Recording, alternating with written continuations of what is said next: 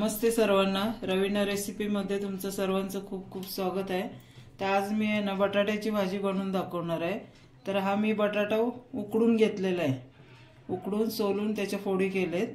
तर त्याची आहे ना लाल भाजी बनवून दाखवणार आहे। ते बघा मी कढई ठेवलेली आहे, कढईमध्ये तेल घातलंय।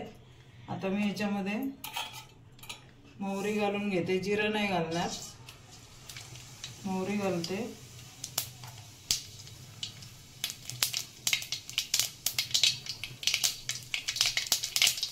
आणि कांदा घालते, भरपूर 2 कांदे घेतले।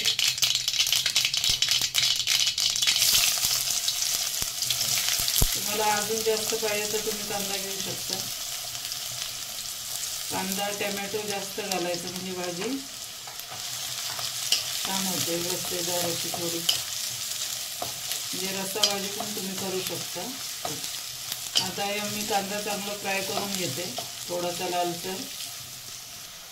हे बघा आपला कांदा मऊसूत झालेला आहे, जास्तही लाल नाही करायचं आणि या भाजीला थोडंसं तेल जास्त घालायचं। तर आता कांदा फ्राय झालेला आहे। तर आता मी अद्रक लसूणची पेस्ट घालते, कोथिंबीर अद्रक लसूण वाटलेलं आहे। ही तेलामध्ये चांगली फ्राय करून घ्यायची। हे बघा आपला अद्रक लसूण पेस्ट फ्राय झाले। आता मी हळद घालून घेते, हळद आणि तिखट आपल्या चवीनुसार। लाल बेडगी मिरचीची पावडर घातली मी।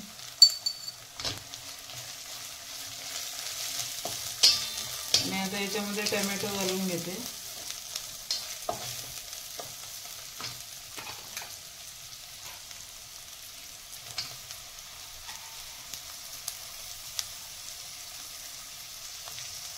टोमॅटो भरपूर घालायचं म्हणजे आपली ग्रेव्ही छान होते।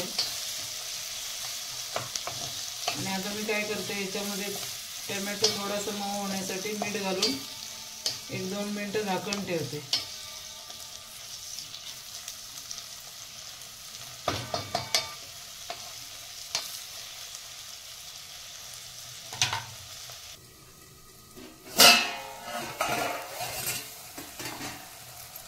हे बघा आपले आता टोमॅटो मऊ झालेला आहे, मीठ घालून झाकण ठेवलं। तर बघा ग्रेव्ही आपली तयार झालेली आहे। तर आता याच्यामध्ये मी बटाटा घालून घेते।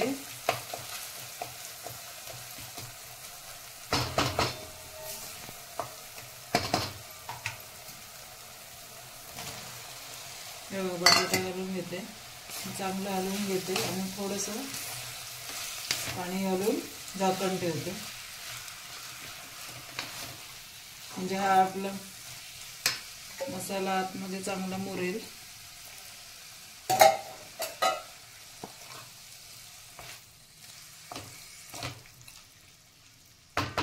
झाकण ठेवते। हे बघा आपली भाजी तयार झाली, थोडी ग्रेव्ही पण झाली आणि बटाट्यात व्यवस्थित मीठ वगैरे आतमध्ये जाण्यासाठी म्हणून आपण थोडंसं पाणी घालायचं, म्हणजे याची ग्रेव्ही तयार झाली। आता भातासोबत, चपातीसोबत, भाकरीसोबत पण ही भाजी खाऊ शकतो आपण। आणि अशी भाजी खूप छान लागते, तर तुम्ही नक्की करून बघा। ते तयार झाले। आता याच्यावर मी कोथिंबीर घालते।